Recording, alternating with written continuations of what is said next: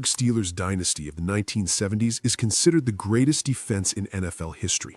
4 Super Bowl championships in 6 years, names that echo through football eternity.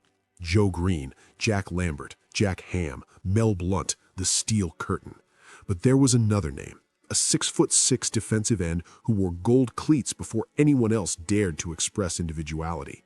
A pass rusher who terrorized quarterbacks in all 4 Super Bowl victories. A man who recorded an unofficial 73 career sacks in an era when sacks were not even recorded.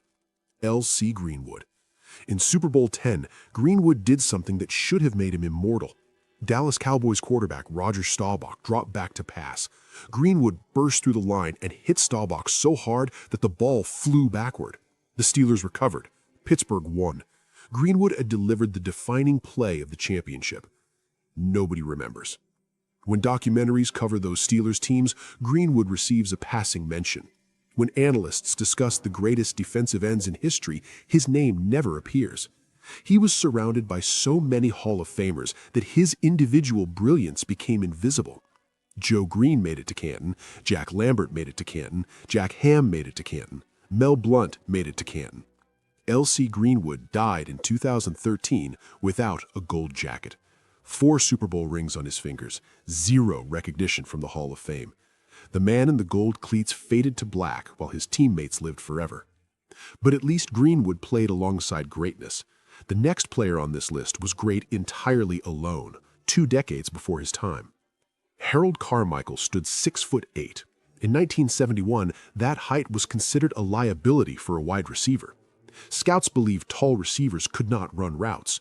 Coaches believed tall receivers could not create separation. The entire NFL believed that receivers should be small, quick, and shifty. Harold Carmichael proved everyone wrong. For 13 seasons, he destroyed the Philadelphia Eagles record books. 90 career touchdown receptions, over 8,000 career receiving yards, a physique that made jump balls completely unfair. Defensive backs would leap as high as they could, and Carmichael would simply reach over their heads and pluck the ball from the sky. He was Calvin Johnson before Calvin Johnson was born. He was the blueprint for every tall receiver who came after him. He showed the league that size could be an advantage rather than a weakness. But Harold Carmichael played for the Philadelphia Eagles during their worst decades. No Super Bowl appearances, no national spotlight, no primetime games where America could witness his dominance. He was the greatest receiver nobody saw. The Hall of Fame ignored him for 47 years, nearly half a century. When they finally inducted him in 2020, he was 71 years old. He had waited his entire adult life for recognition that should have come decades earlier.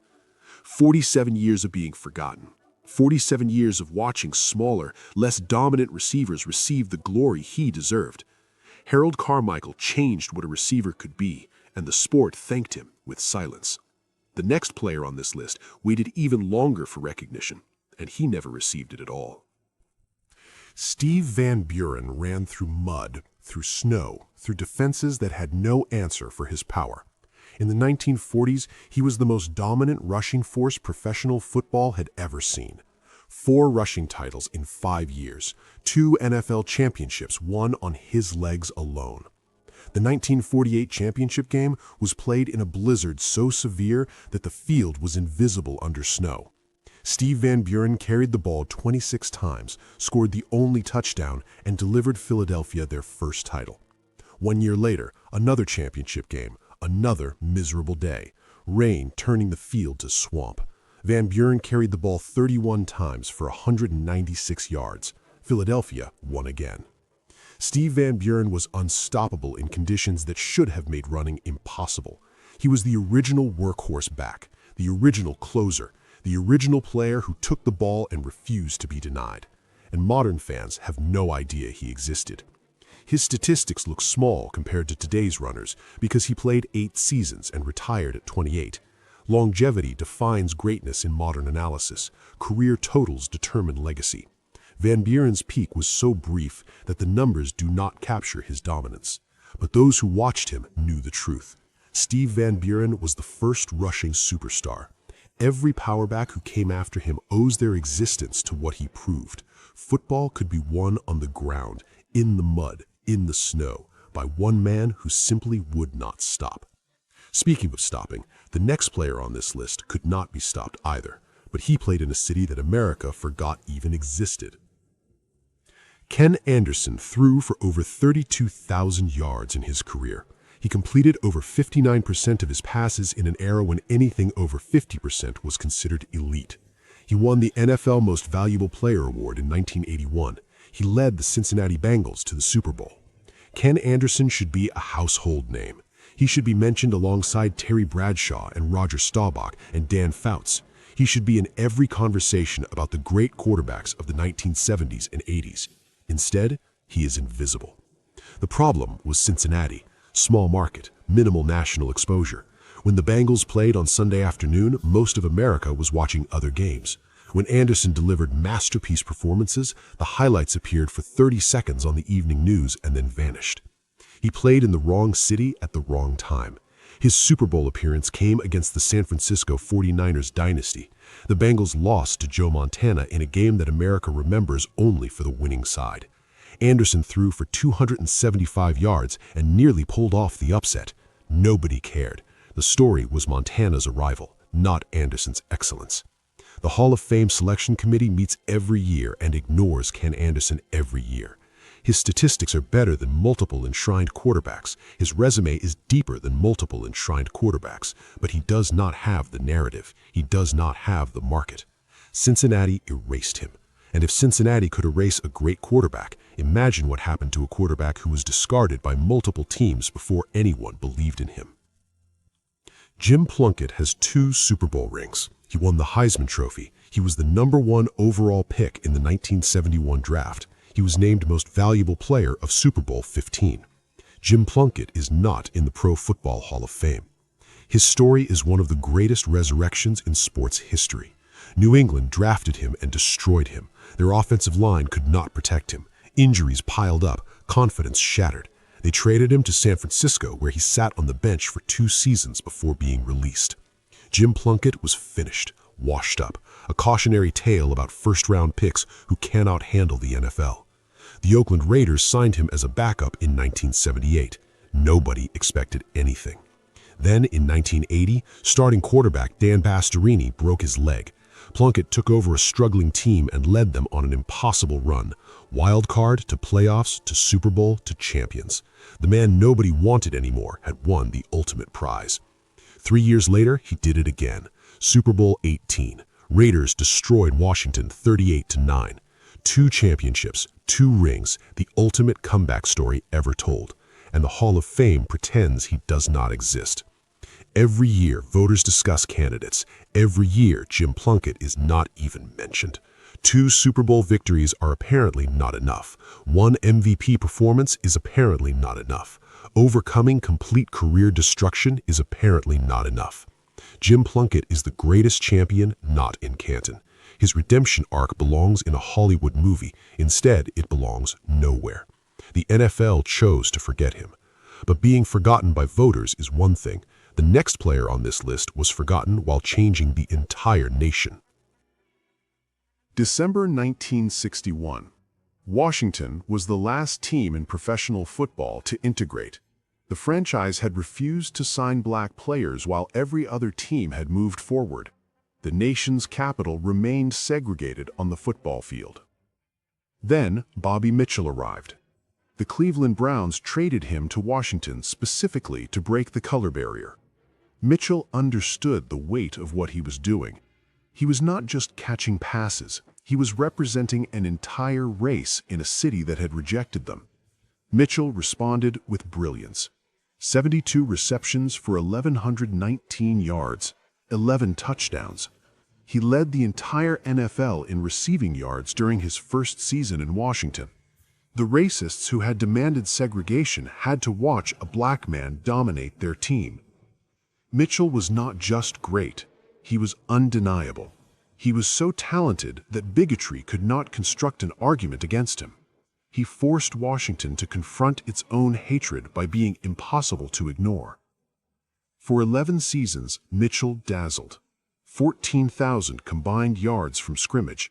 He played halfback, wide receiver, kick returner. Whatever the team needed, Mitchell provided. But his legacy is not statistics.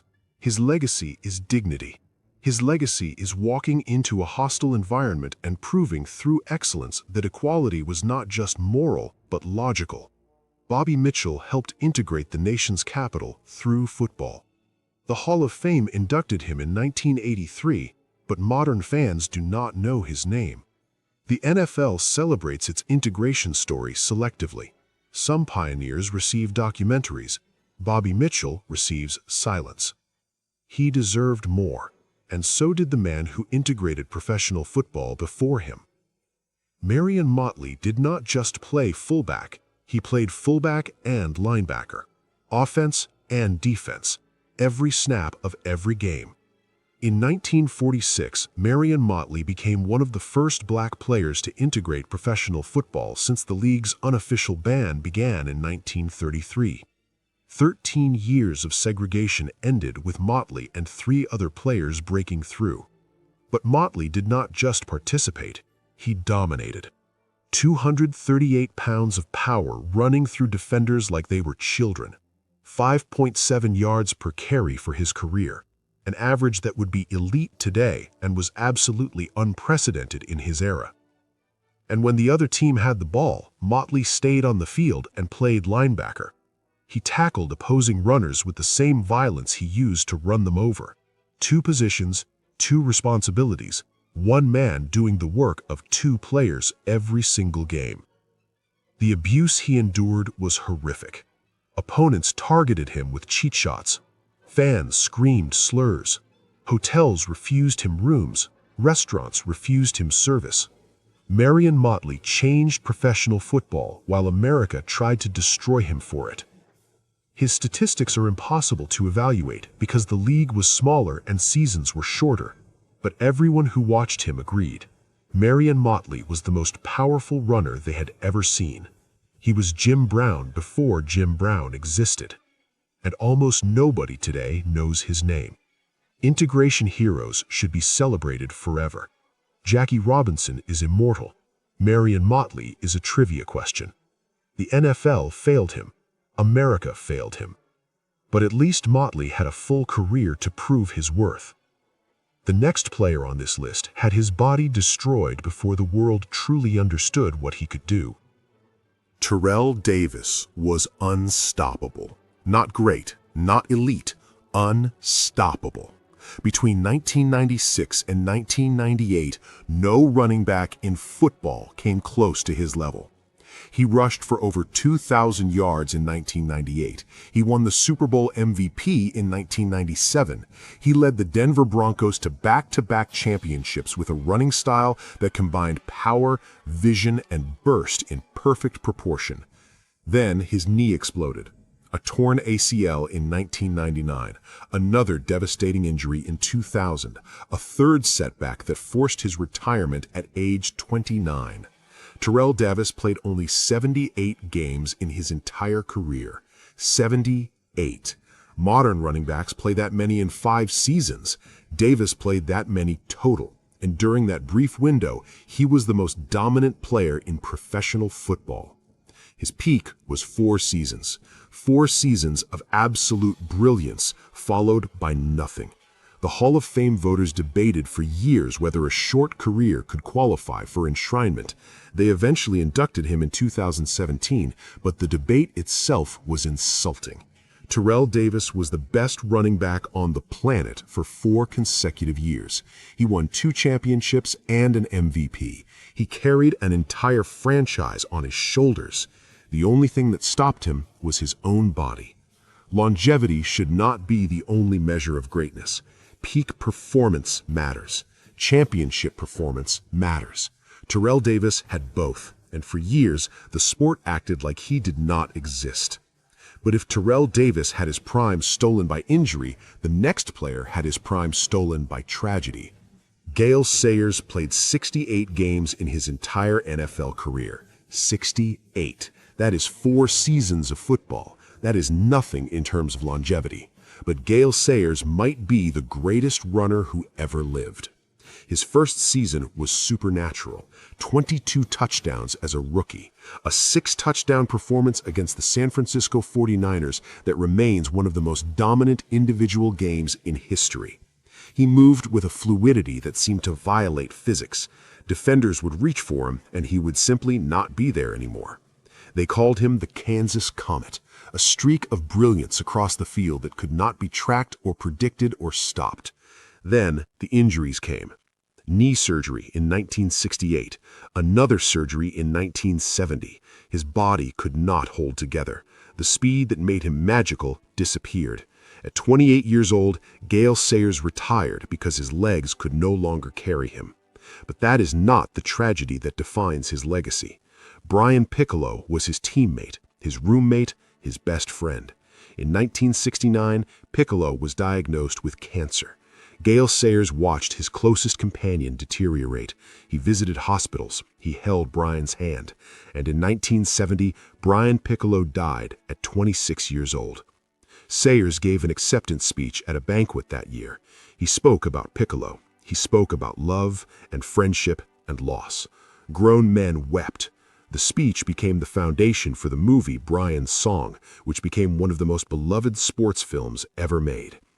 Gale Sayers had his body stolen by injury and his heart broken by death.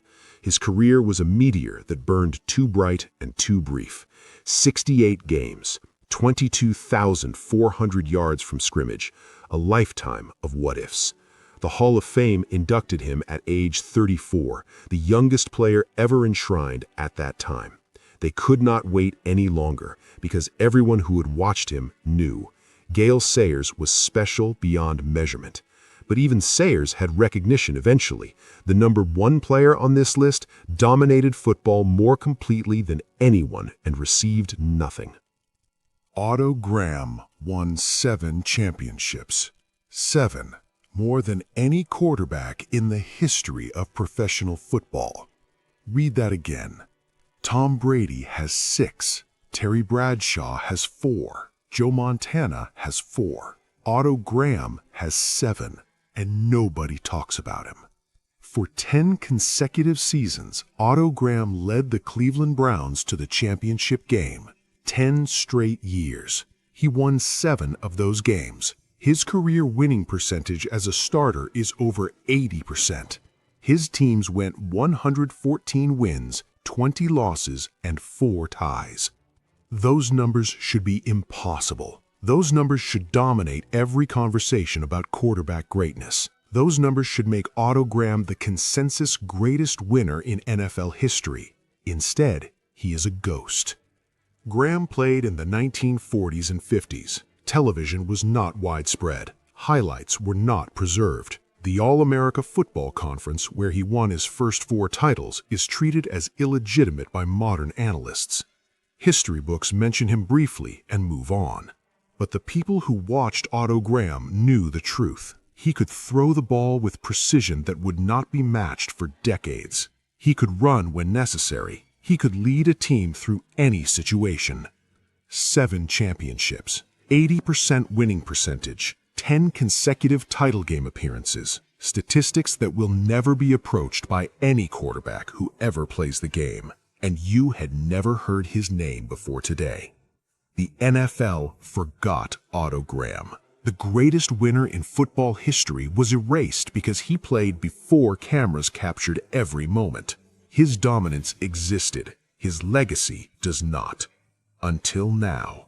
10 players, 10 giants who shaped professional football and received nothing in return. Some waited decades for recognition. Some are still waiting. Some